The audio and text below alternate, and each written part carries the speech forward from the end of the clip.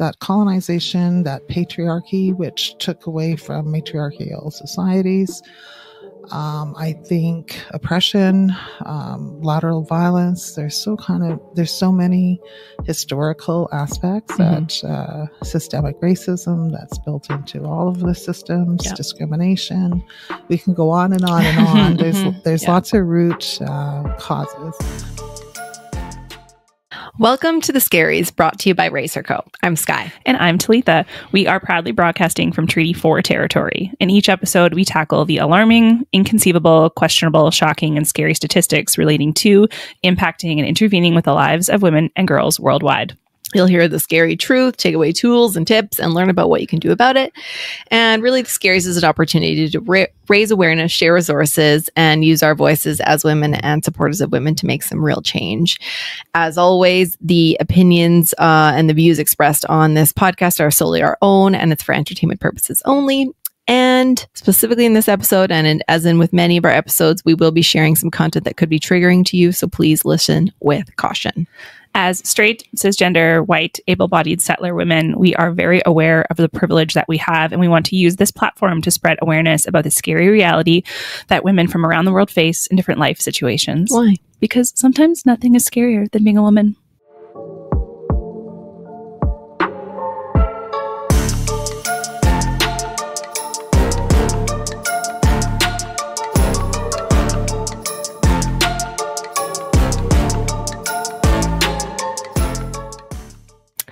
Welcome, welcome, welcome. Did I say welcome? Welcome, listeners. Like, dun, dun, dun. To another episode of The Scaries. Today, we're sharing about the downright terrifying, scary realities for women in Canada. And we're shining light specifically on the alarming rates of violence against Indigenous women and girls. But we're not just talking about numbers and statistics. Today, we'll also be honored to have a guest who will share her personal experiences with us. So we're super privileged and lucky to have that.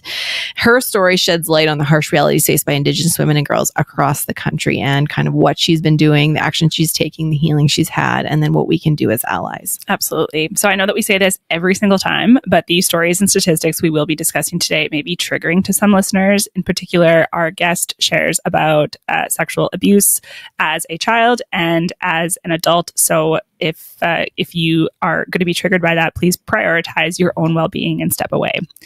So let's get started.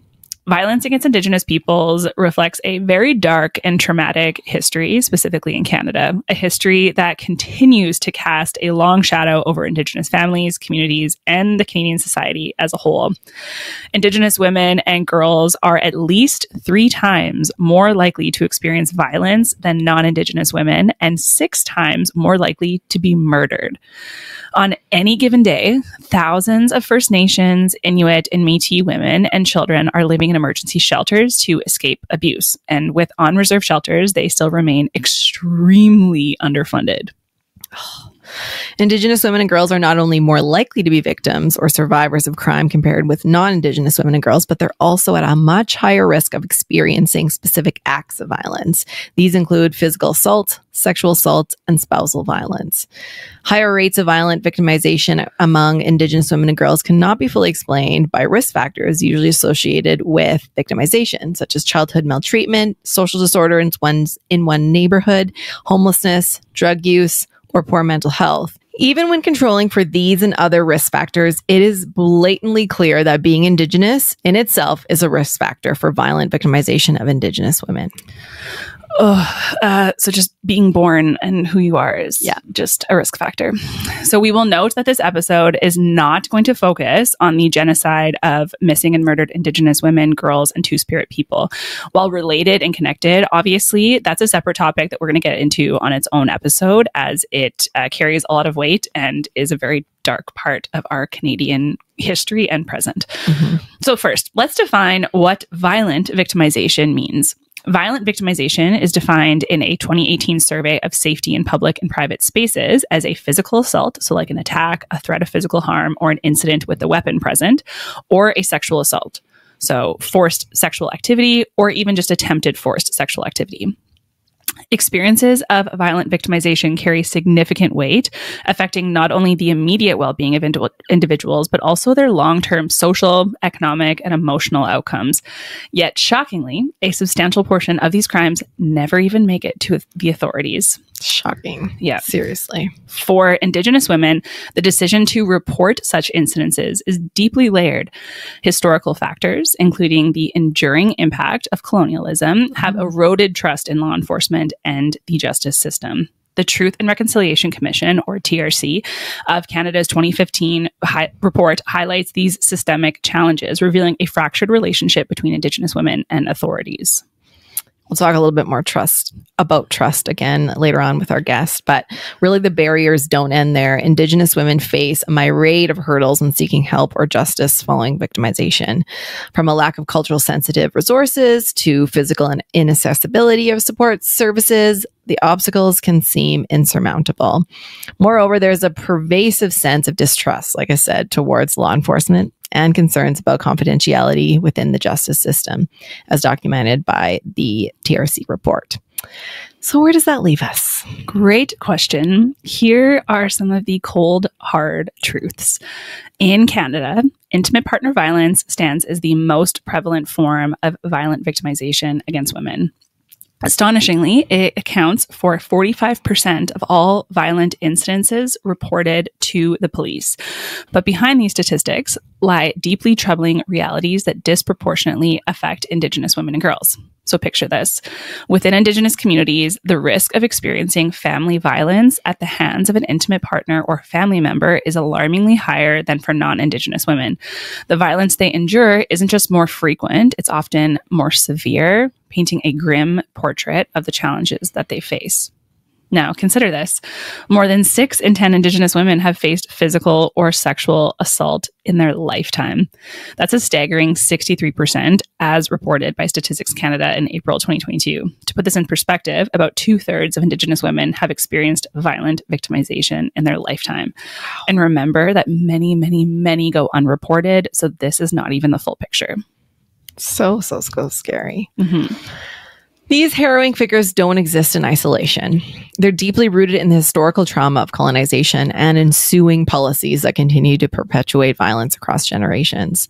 For Indigenous women, this trauma often manifests in the normalization of violence within households and communities, contributing to a cycle that's hard to break, which again, we'll talk about more later on with our guest. Mm-hmm. The repercussions are profound.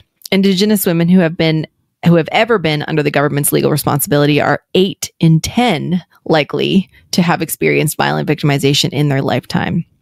Childhood experiences of abuse and harsh parenting correlate with a higher prevalence of lifetime violent victimization, painting a stark picture of the intergenerational impact of trauma. Furthermore, Indigenous women are more likely to perceive indicators of social disorder in their neighborhoods and are twice as likely to lack confidence in the police compared to their non-Indigenous counterparts. This lack of trust in law enforcement compounds their challenges in seeking safety and justice. As we grapple with these statistics, it's crucial to remember that each number represents a life, a story, and a struggle for survival. These figures are not just data points. They're harsh realities faced by Indigenous women and girls every single day in the past, today, and sadly, probably in the future. Mm-hmm. We must confront the systematic issues that perpetuate violence against them and work towards a future where they can live free from harm and fear. So now, to shed some light on the human side of these statistics, we are super honored to welcome our guest who will share her personal story. This is Patricia Crow. We are very honored to have her. Thank you for being here today. Let me just tell you a little bit about Patricia. So Patricia began her advocacy at the local, provincial, and national levels in 2008 as a Saskatchewan Police Commission and Provincial Partnership Committee on Missing Persons Board member for 2 terms. This was the first introduction of working with missing persons and directly supporting the missing and murdered Indigenous women and girls family gatherings. This advocacy work continued as a regional board member with the Saskatchewan Aboriginal Women's Circle Cooperation and as the Saskatchewan representative on the Native Women's Association of Canada, which is one of the resources that we used for this episode. This led to taking part in the Missing and Murdered Indigenous Women and Girls Family Gatherings, Violence Prevention and Community Safety Panels, and attending the second National Roundtable on Missing and Murdered Indigenous Women and Girls. It was during that roundtable that Patricia silently pledged to act for the families of her community's missing and murdered Indigenous women during a solemn ceremony. Continuing her commitment to the local and provincial families, Patricia has participated in violence against Indigenous women and girls initiatives, facilitated a National Inquiry Open Forum and Department of Justice Family Information Liaison Unit Symposium, and participated in many community walks, vigils, sharing circles with Métis and First Nations missing and murdered Indigenous women and girls families. The provincial family gathering included the Mamawe gathering, meaning being together gives us solace, which was a provincial gathering for families of missing and murdered Indigenous women and girls and Two-Spirit people. And the Coming Home gathering, La Fille de Madeleine, honoring the lives and legacies of missing and murdered Métis women and girls. Currently, Patricia is focusing on Indigenous economic development, working within Treaty 4 territory, and is the previous co-chair for Saskatchewan Indigenous Economic Development Network and the ex officio board member of the Saskatchewan Economic Development Alliance. You are busy. Ooh, man, oh man. Don't forget, I'm an advisor for you guys now. Yes, she's also an advisor for Raise Her. So, I mean, we also just keep a couple her busy. things on the go. Yeah. Wow. Yeah. Wow. Thank you for being here and taking the that time. Yes, taking your time.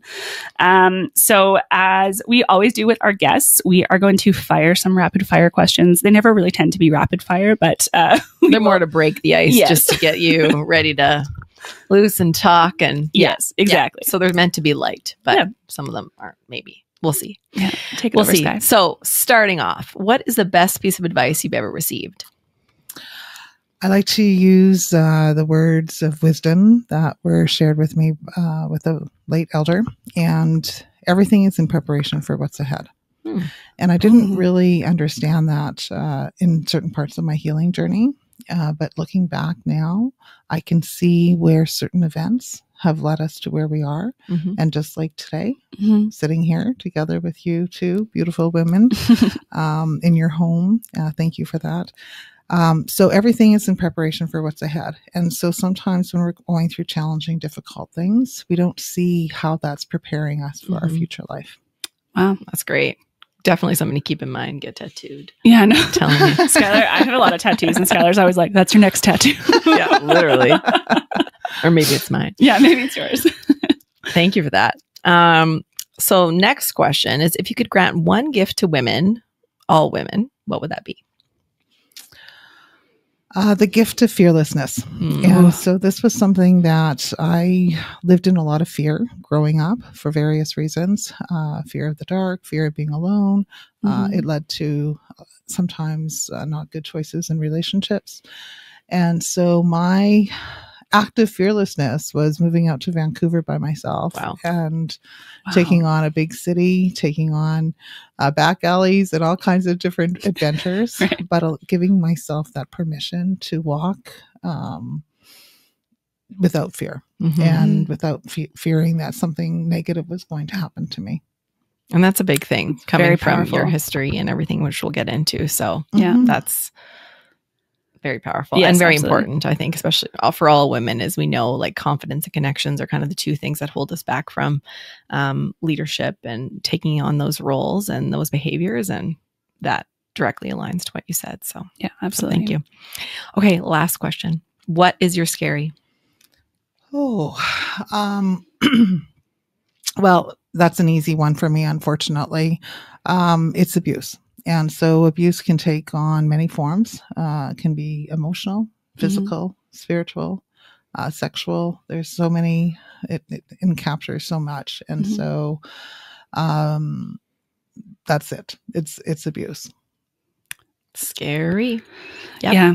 As we go into the rest of our conversation, we just want to preface this conversation by sharing with our audience and our listeners that we have chatted with Patricia about her safety and having safety in this conversation, and that she's been briefed on the questions that we are about to ask and had the opportunity to turn anything down that she wanted to turn down. So we know that this can be triggering and will be triggering. So again, please listen with caution. I know that we've already said this, but listen with caution as we go through, and thank you for being here and just being willing to share in your reality with us. So with that, our first question. What are your own experiences with violence, and what supports, grassroots organizations, and community-based programs contributed to your healing and the healing of others in a similar situation? Well, it's going a long ways back. And so my first memories of violence, at the time I used the word abuse. I was a child. My first memory was 8 years old when I was sexually touched or fondled. And I didn't understand until I was an adult that was actually abuse. After having 2 daughters, I attended a family wedding and I was sexually assaulted by a relative. And those experiences led me to what's available in the community for women. My experience was quite humbling at the time. And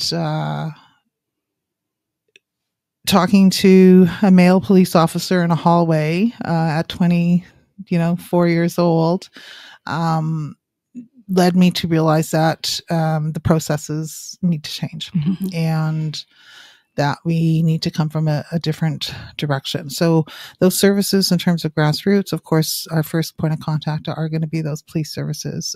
If you're a victim of crime, then victim services would be some of your advocates. Then you move into whether it's sexual assault or counseling, and then also mental health. And so at that time, I was going through a lot of depressions, a lot of anxiety, a lot of fear. And things have changed quite a bit. I remember calling and just pleading that I needed some help. And I had a baby at home, and I was concerned in terms of my well-being, her safety, not in terms of that I would hurt her, but just because I didn't feel at the time that I had the capability of functioning fully. And the wait list at that time was 8 months. Wow. And I told them, I said, like, honestly, I can be dead soon because we're very worried of where my mind is at right now. And I'm very triggered and understanding all of those processes. The beautiful thing now is that those services are still there. They've expanded. People are more trauma informed. And we'll get into it later, but what it did is it opened me up to creating Rise Up Against Abuse. And so that was based on my own personal experiences with abuse, taking responsibility, looking in terms of what those services are, getting educated out there in terms of my own healing. And then that opened up to manifesting into different walks and different boards and different work. And so it's hard to believe sometimes, but that there are gifts in things. And even though you go through trauma and difficult experiences, realizing that maybe motivated me to do all of the work that you guys outlined in my bio. Amazing. Yeah. And so if I may ask, just digging into, the gaps in the services that you mentioned. So you mentioned an 8-month wait. Did that speed up for you after you kind of shared how important and how intense, your situation was and how you couldn't wait? Nothing. You still had to wait the 8 months. No. Wow. So I was fortunate. I was living here in Regina. I'm not from Regina. So all of my family, all of my friends were in a different city. And so I drew on the courage that I had at the time as a young mom. And I reached out to one of my family members and finally disclosed some of the past history because that's what abuse does. It leaves you in places of shame and blame and hurt and pain. And so reaching out to a loved one that I trusted, and she took such good care of me. And so I came home to my family, and I was embraced and I was taken care of. And I was able to navigate through that. And then where it led, and this is what I was saying in terms of everything's preparation for what's ahead, is it led me to a traditional path of healing. And so the Western way and the sexual abuse and the trauma and the circles, they taught me to understand what trauma is.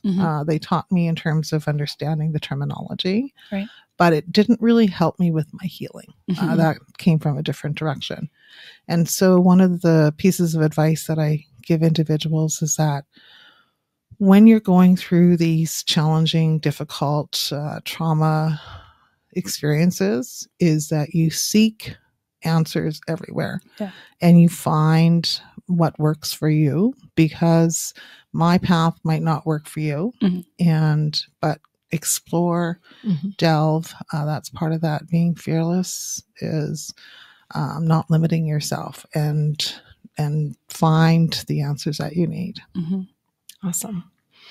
So this next question is pretty broad and pretty deep, and I think we know when our very first episode was about interpersonal violence against women, straight up, and we know that's disproportionately higher for Indigenous women. And so, what do you believe are some of the root causes causing that disproportionate amount against Indigenous women of violence and abuse?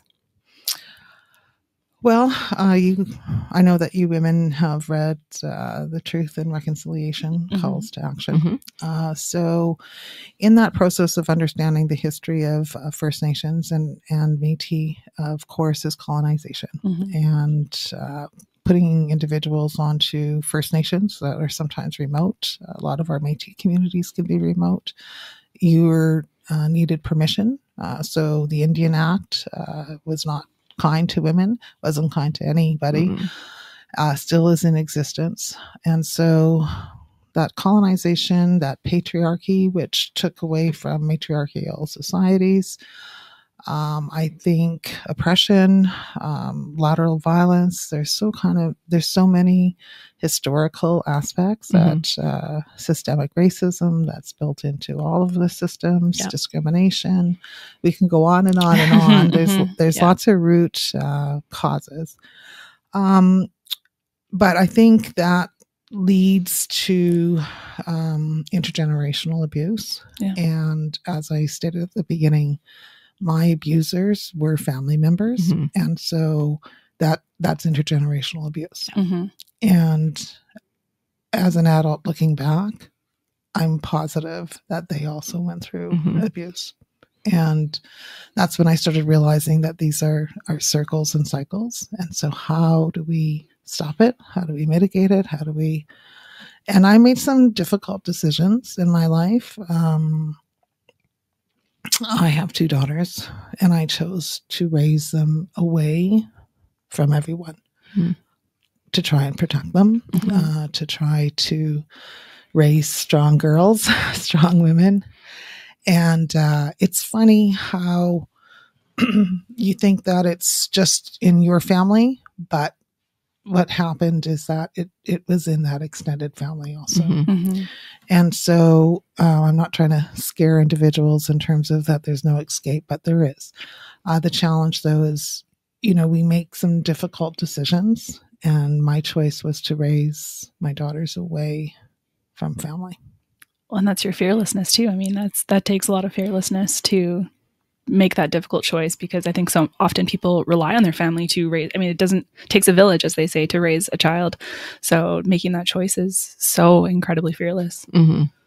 I think also that saying of hurt people, and that trying to break that cycle is so important. And I mean, obviously, what specifically is at play? We hear so much about the intergenerational traumas that exist specifically for Indigenous communities, and being aware of what those truths are, and then helping to resolve, hopefully, and reconcile what we can do with that. So the next thing is kind of leaning into what you currently do with your work with the economic development. And so my question is, what economic factors intersect with the issue of violence against Indigenous women, particularly within Indigenous communities? So we already talked about the Indian Act and forcibly keeping First Nations within restricted boundaries, Mhm. needing permission to leave the reserve at some point, the lack of ability to provide for yourself. It's not like we could be entrepreneurs many moons ago. Yeah. And so that poverty and that access to jobs, that access to education, I think that keeps a lot of individuals into low income or no income circumstances. And then when they transition into the bigger cities, we know, unfortunately, that a lot of social housing is available, which is good, but they're also in very difficult, tough neighborhoods. So you're just exposed more in terms of maybe violent neighborhoods or other challenges that, you know, in terms of safety. So I think that poverty, that low income, no income, lack of resources, lack of education.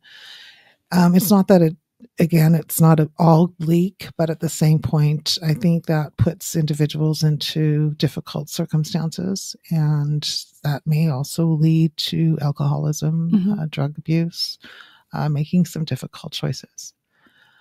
I had a very difficult choice one time when I was younger with my daughter, and I've had to reconcile that with myself. And thankfully, we're both safe, but it can happen in just like that. Just one desperate moment of trying to think that you're doing the right thing, but not quite sure how you're going to do it, and how, unfortunately, that there are predators out there. And when you're vulnerable, it's very difficult to trust people. And so that, I think a lot of those things are what leads to some of those acts of violence. Our listeners so often hear us condemn the patriarchy and, you know, we have to break down the patriarchy and all of this. But I think that it's because of these, are we learning about these matriarchal systems, specifically as, you know, in historically indigenous communities were matriarchal. Can you shed a little bit of light on what that would look like and what that has looked like, and, you know, how the matriarchs shape society and shape communities versus, I mean, obviously what we know patriarchy looks like?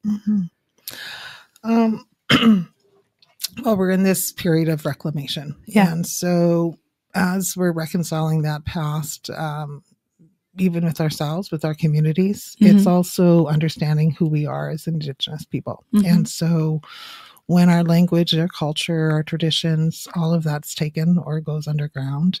And so that is rising. It's coming to that surface, and people, individuals, male and female, are reclaiming who they are in terms of their identity, their roles, their responsibilities.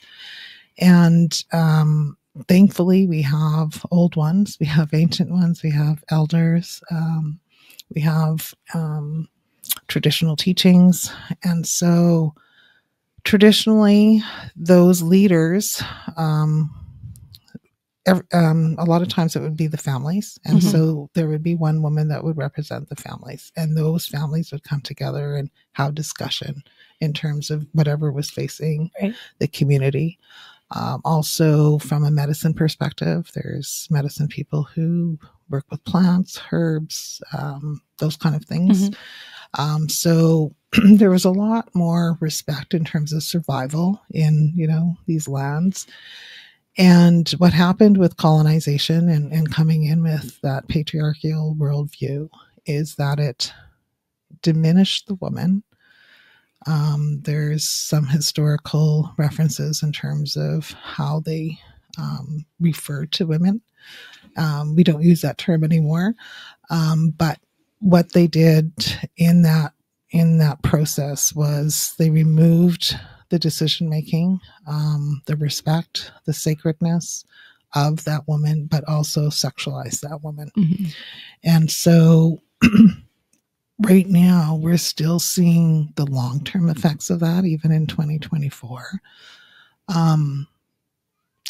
But as I said, we're rising as we go through our processes of healing, traditional healing, as we go through our traditional names, we understand who we are. We also understand our responsibilities as mothers, as grandmothers, aunties, whatever those circles are. Yeah, thank you. I think that's really important to understand and to hear why it's this system. It's not that it's men, it's just that it's this patriarchal system of that, this hierarchical and like there can only be one kind of view and diminishing women's experiences and all of that truly keep continuing on these cycles of violence, whether it's in an Indigenous community or kind of the world at large. So thank you for sharing that. Okay, so getting a little bit deeper into abuse and taking it further out, in your experience, how has the issue of missing and murdered Indigenous women, girls, and Two-Spirit individuals been addressed within the communities that you work in?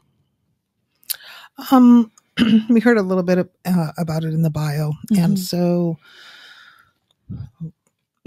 the biggest challenge is looking at the supports and programs specifically for families that are going through violence. Now, many moons ago, there used to be some supports, and now they've eliminated a lot of that. Really? So, yep.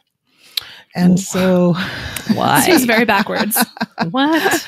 And so, when you go through an act of violence, or if your loved one is missing, you would think that everybody's going to come in and help you, and there's all these supports and programs, and we're going to hits the news and there's fires, and unfortunately, it doesn't always work that way.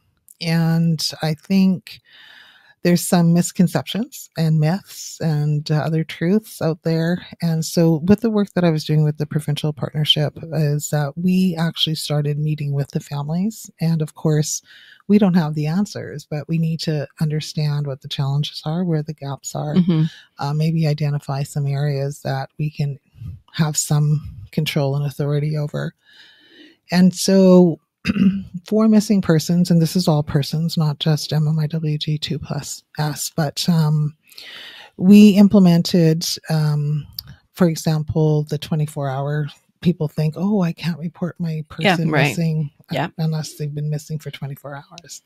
That is a myth. And so we created like a checklist for missing persons. I've also been on the Police Commission, which had a little bit of impact on the Police Act and some of the processes. And so through those governing bodies, through those mechanisms, we could implement some changes, some process changes. From a community perspective, we created we actually buried messages from the family after a family gathering, and there's a tree that's dedicated to missing persons right here in Regina. Really? At the Wascana Rehabilitation Center. Oh, wow. A lot of people are not aware of it. And then we also commissioned the Place of Reflection, which is just outside of the RCMP barracks. And that particular structure is very much like a sacred circle. Some people use medicine wheel teachings, but we use sacred circles. And then each of those grandfather rocks that are placed in there represent one murdered, missing Indigenous woman and girl. And so a lot of times there's things that are right there in our backyard that we're not aware of. And so that particular spot, that's where the Sisters in Spirit vigils take place. There's different events like Red Dress, a national honoring. Just the other day, February 14th, our U.S. and other women were honoring and remembering murdered and missing Indigenous women in their communities. And so there's at least 2 or 3 national days that kind of bring up that awareness. Locally, though, in terms of supports, just as I said earlier, when the resources aren't out there, where are you going to go? Yeah. So you go to your friends, you go to your family. And sometimes you're moved to try to do something. And what I mean by that is that anger, that grief, that loss, whatever you're experiencing, has moved some people to action. And that action can be memorial walks. And so there's a lot of honoring our brothers and sisters, memorial walks. There's lots of national walks to raise awareness. We've participated in a few, and Rise Up Against Abuse actually did a national walk to raise awareness. And it was really important to me to be able to do something physical, because we know the physical aspects of mental and emotional. So my grandmother used to walk in spirit, and I never understood what that meant until I walked across Alberta. And every day you would start that day in a good way. And you opened yourself up to these amazing, beautiful experiences. But when you're walking in spirit, you're constantly praying. You're praying for yourself, for your children, for your generations that yet unborn, those that have passed, your ancestors. So that's what it meant to me, was walking in prayer. And but a lot of people don't understand is there's a lot of other ceremonies, and maybe we can talk about that later. But I think, does that capture it all? Oh, yeah. Yes, absolutely. And more. Yeah, absolutely. And I think even as non-Indigenous people ourselves, it's so enlightening and really educational for us to hear kind of other ways. I mean, again, learning about this tree, I didn't know that this existed. I would like to go visit it. Like all of these types of things of how we can also honor and celebrate lives. And so I guess moving into our next question is, from your perspective, how can non-Indigenous allies better support Indigenous-led initiatives and efforts to combat violence against Indigenous women in Canada? Well, today's an example of that. Providing space for Indigenous women's voices to be heard, to be able to share your lived experience in a safe environment is really important. Reading the calls, not just the calls to action, but the National Inquiry released their calls to justice. There's also probably a minimum of 5 national action plans that are out there.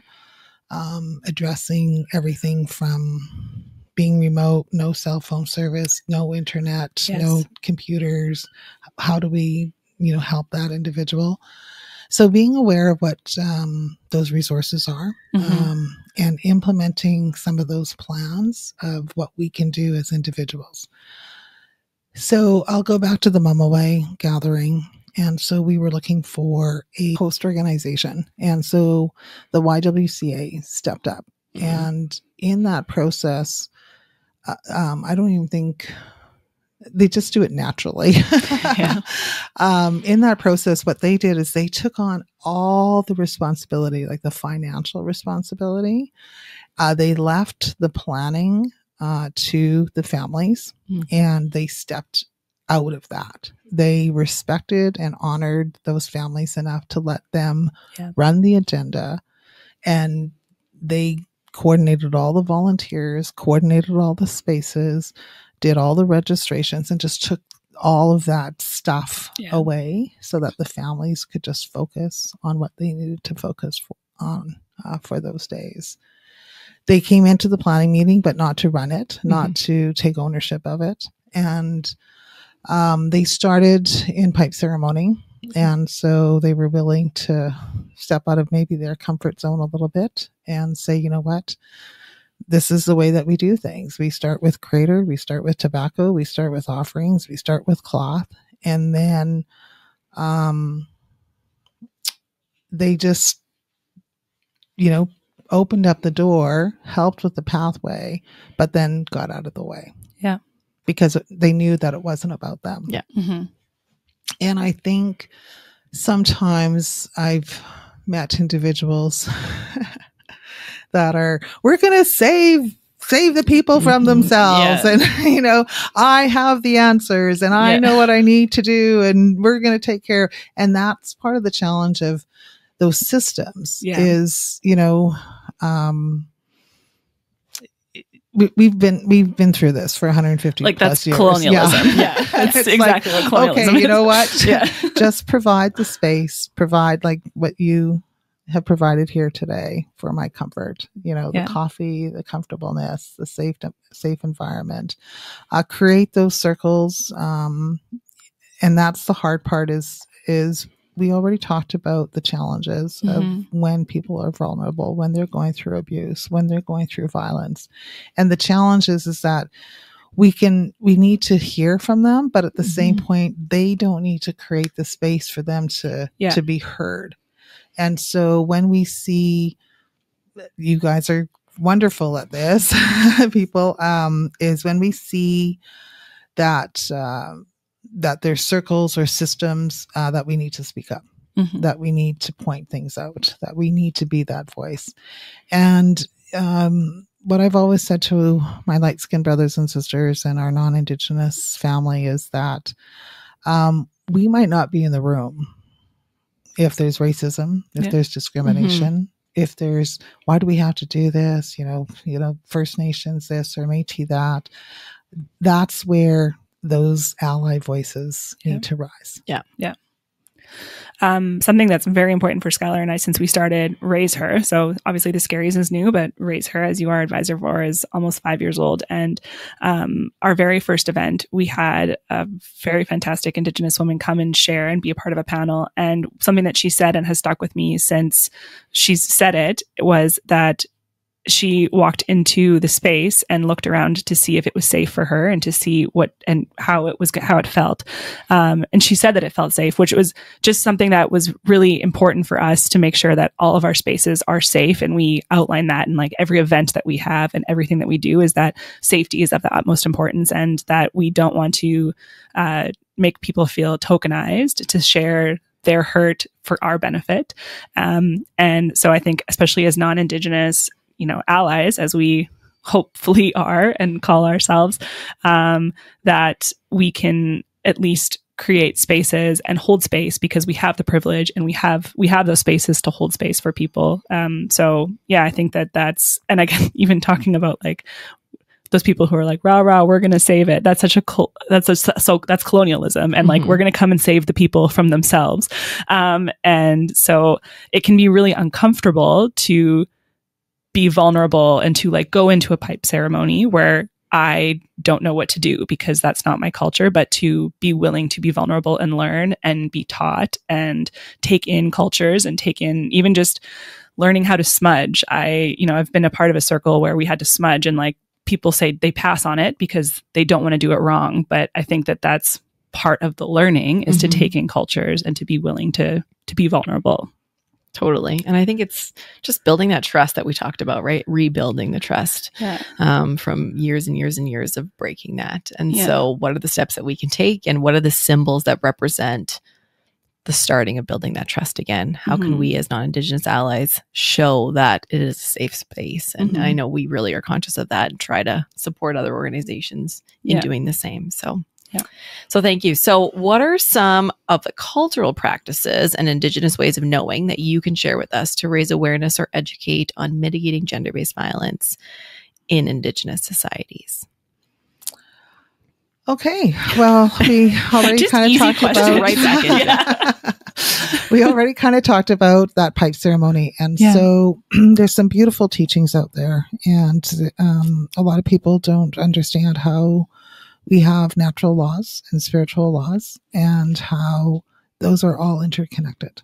And so as we go through our healing journey, it really starts with love.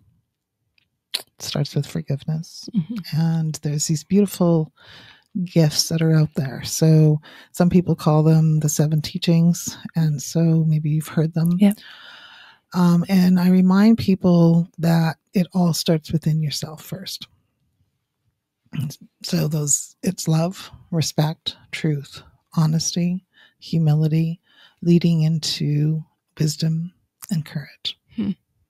And so when we look at those gifts, when I was preparing for my very first traditional fast, my elder told me that I was going to be tested, that those grandmothers were going to test me in terms of my decision, my confidence, my resolve, my dedication to my healing. Right. And because our words are so important. Mm-hmm. And so when we offer that tobacco, or we make that offering, we've made a commitment.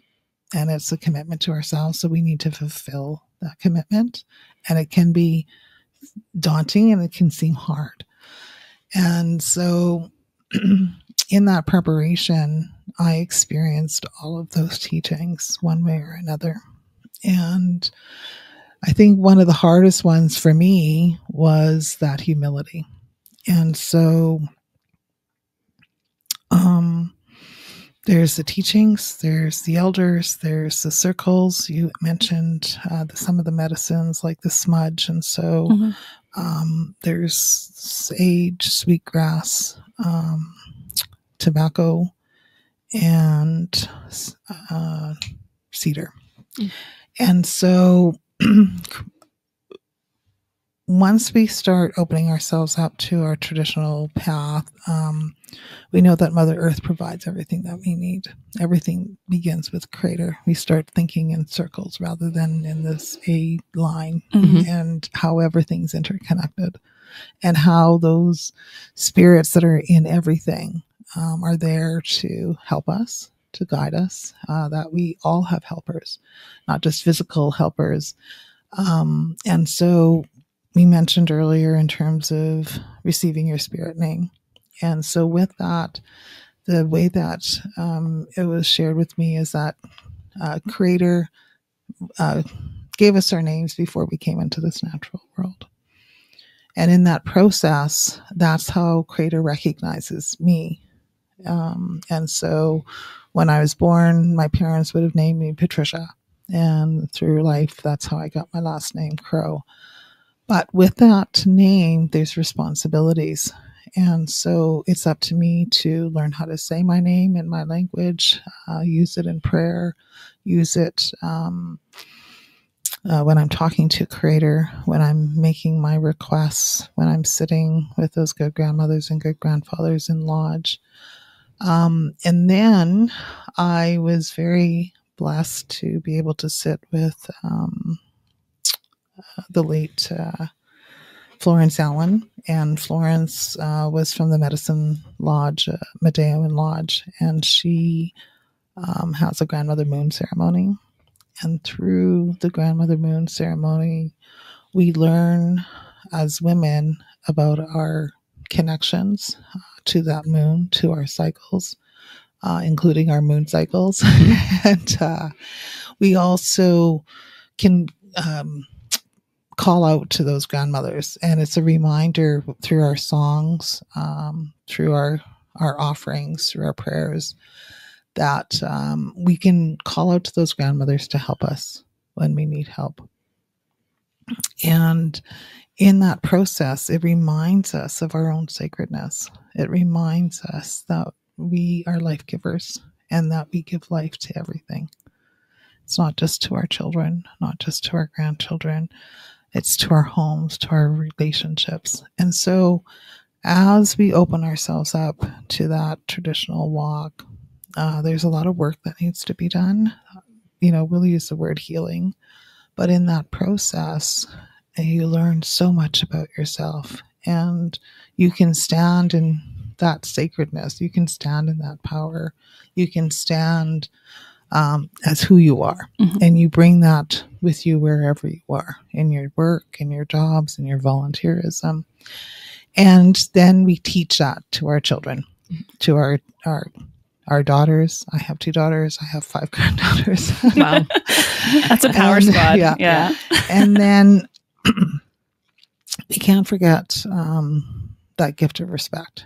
And so when we sit in circles, sometimes like when you're in a feast circle, and if you've ever been invited to feast, you'll see, and every territory is different, you'll see the men raising their pipes and the women are not in that circle. And I can see you guys saying, what? Yeah. not? However, we have our own circles, and depending on what teachings that you have, the woman already has everything that she needs within herself, that she doesn't need that help as much as the men do from those pipes. So it's understanding that as we sit outside of that circle, you asked earlier about matriarchal. Yeah. So we're still praying. We're still praying to Creator. We're still praying to those good grandmothers, those good grandfathers. We're praying, but also for our brothers, our fathers, that respect. And that pipe represents that respect. And so when you join that stem into that bowl together, that's a sacred representation of all kinds of things, but respect is one of them. So there's lots of traditional kind of things. Some people use crosses. We don't use crosses, but some people, like, they have physical things that they hold, and so we do also. And so when we get our name, I was told to go and pick a grandfather rock, and that grandfather rock had led me on many journeys. And so there's so much, but there's not just one way, and there's not just the right way. There's many paths and many ways to come to that place of healing and to come into those circles. It's I've been fortunate to be around and even sort of involved in different ceremonies that I've been invited to, and one was a pipe ceremony, and they had asked if the women were on their moon cycle to not participate because of the just sheer amount of power that she has during her moon cycle. And I was like, no one has ever respected me on my period as much that just even you talking about the fact that, like, women sit outside because they already have everything that they need within them, not as much as men. It just is this matriarchal look at society and, like, how much power and strength women have within them, and how strong we are, especially when we're together. And so I love that. But yeah, it just that definitely made me feel a lot more valued. And opposed to, being gross or being a burden or whatever it is because I'm menstruating. So that was, very interesting. Fascinating. Yeah. So, as we kind of come near the end of our conversation, how would you like to end this conversation, and what hope can be offered for addressing and reducing violence against Indigenous women in Canada? The hope is that you can break the cycle, that you can move to healing, that you can move to good things, that you can move to good health, you can move to happiness, and that in that education and in that seeking of whatever you're looking for, that you need to just trust that when you make that commitment. And some people think it's really hard and they don't want to relive their trauma. It took me a long time to be able to talk about my experiences without crying, without feeling shame, without going through all of those, all that sickness that I was carrying. And so the hope is that you can get through it. And a reminder that we don't have to relive it. We've already survived it. That's why we got the t-shirt. Yeah. And so learning ways of allowing things to flow through and grounding yourself, whether it be in Mother Earth, connecting to so much more, things that are bigger than us, learning our teachings. And so, learning the grandfather teachings, there's so many good things out there, and believe in yourself, knowing that, as I said, that you can be the change, that it can start with you. And then as we do that work internally, that we can now share that with our family, with our community, in our homes, in our spaces, and you carry it wherever you go. And so I think that's the message I have, is don't give up. Mm-hmm. Yeah. And if I can do it, anybody can do it. I absolutely, I mean, we don't know you that well, but I absolutely believe that.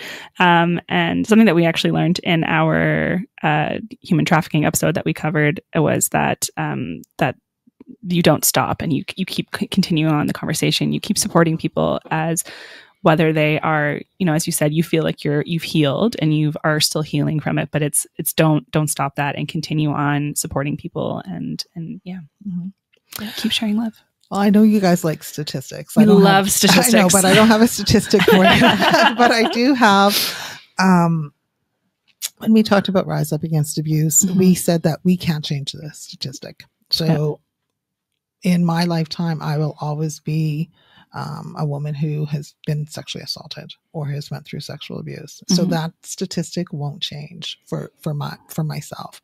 However, how can we break this so that it changes for the next generation? Yeah. And so when we talk about some of these cultural ways of thinking, you may have heard a lot of individuals talk about it takes 7 generations to heal. And so I'm generation 5. And so my daughter's generation 6 and my grandchildren are generation 7. And there were 5 generations of women who went through abuse. And so realizing that gives you such hope. Yeah. Yes. That it's like, okay, you can see it. I can't change my statistic, but what can I do to change that for my children and from my granddaughters? Yeah. And so that's a big motivator for me. And it was also a big motivator to make the commitment to my healing journey. If I couldn't do it for myself, I love them enough that I could do it for them. Of course. Oh God, that's like mother's strength. Absolutely. That's great. Thank you so much. We really appreciate you sharing and contributing to continuing moving the needle forward and shifting these scary stats. So thank you, Patricia. Thank you so much.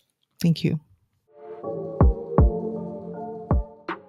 So as Patricia courageously shared her deeply personal story of abuse, her words served as an important reminder of the pervasive violence experienced by Indigenous women every day in Canada. Her resilience and strength in the face of adversity most definitely highlighted the urgent need for action to address this systematic issue. Yeah, definitely. Moving forward, it's definitely essential for listeners to translate empathy into meaningful steps that contribute to change. Totally. That's that physical action she was talking about. So in May 2023, the House of Commons adopted a motion on a unanimous consent calling on the federal government to declare ongoing violence against Indigenous women and girls and Two-Spirit people as a national emergency. It also calls on the government to provide an immediate and substantial investment to create public alert systems for missing Indigenous women, girls, and Two-Spirit people. Yeah, I think it's called the Red Dress Alert, but it's not in effect yet. But it's something like the Amber Alert for kids. Another thing, though, that even just with speaking to Patricia reminded me of the Chief Red Bear Children's Lodge that's at Cowessess First Nations, and like thinking about the stat that you had said of that 8 in 10 women who are in who grow up in government housing or like within the government's custody end up facing violent victimization. This Chief Red Bear Children's Lodge focuses on keeping children like within the community and not sending them off to foster care systems that are outside of like what their traditional growing up ways of knowing and being are. So I think that's so important in terms of like keeping that close to home and the village that you need to get through it, which Patricia definitely relied on herself. So absolutely. Yeah. But I guess the question is then what can we do at a grassroots level and personal level? Here are some of the actionable strategies inspired by Patricia's story and the broader movement for justice and healing in Indigenous communities. So one of the most important things that we can do as a society is to educate ourselves on the truths of our past and the impacts of colonialism. Take time to learn about the historical and ongoing injustices faced by Indigenous peoples in Canada, specifically violence against Indigenous women. Next is to listen and amplify Indigenous voices. Again, as Patricia had stated, actively seek out and listen to the perspectives and experiences of Indigenous women and communities. Attend Indigenous-led events, engage with Indigenous media outlets, and follow Indigenous activists and organizations on social media to understand their priorities and their needs. In addition to that, we need to challenge stereotypes and discrimination. Like Patricia said, when we're in those areas with non-Indigenous people present, that is your chance to stand up, say something, and challenge those stereotypes and those biases, especially when we even looking inwards in your own biases. One of the best things we can do is speak out against stereotypes, address biases, fight discrimination that perpetuate violence against Indigenous women, and challenge those harmful narratives in your personal interactions, workplaces, communities, everywhere you go. On top of that, we can support initiatives focusing on healing, reconciliation, and trauma-informed care for Indigenous women who've experienced violence. Encourage the development of culturally appropriate services and programs that prioritize Indigenous ways of knowing and healing. Like Patricia said, so many have gone away. We need to think about bringing those back. What can we do to support them? How can we encourage and try to be a part of those cultural healing processes, like she said, that are so unique and so fascinating, be a part of that to support the healing. And finally, continuously reflecting and learning. Reflecting on your own biases, your own privileges, and your actions and commitment to ongoing learning and growth. Stay informed about current issues and engage in critical conversations with others to promote meaningful change. This is going around. This is happening in Canada, and even more, I think, in Saskatchewan, some of the highest rates of this. So this is happening to us and our civilians members, and our people every single day. So you need to be informed and aware of your privilege, and whether or not it's happening to you, it's happening to somebody, your neighbor. So exactly. So by taking a few or all of these actions, we can contribute to creating a more just and equitable society where Indigenous women are safe, respected, and empowered. So with that, we want to thank you so much for joining us today as we confronted these terrifying, as always, but real life statistics impacting women and girls. Please share this episode, rate and subscribe wherever you are listening. And stay tuned for more ways to make a positive impact. Together, we can make the world a little less scary for it to exist as a woman. Remember, as always, to follow us on Instagram at RaiseHerCo and at scaries.podcast, and on TikTok at RaiseHerCo. Remember, change starts with awareness and action, which we are doing here today. Thank you for being a part of the Scaries community and making this world a little less scary to exist as a woman. Bye.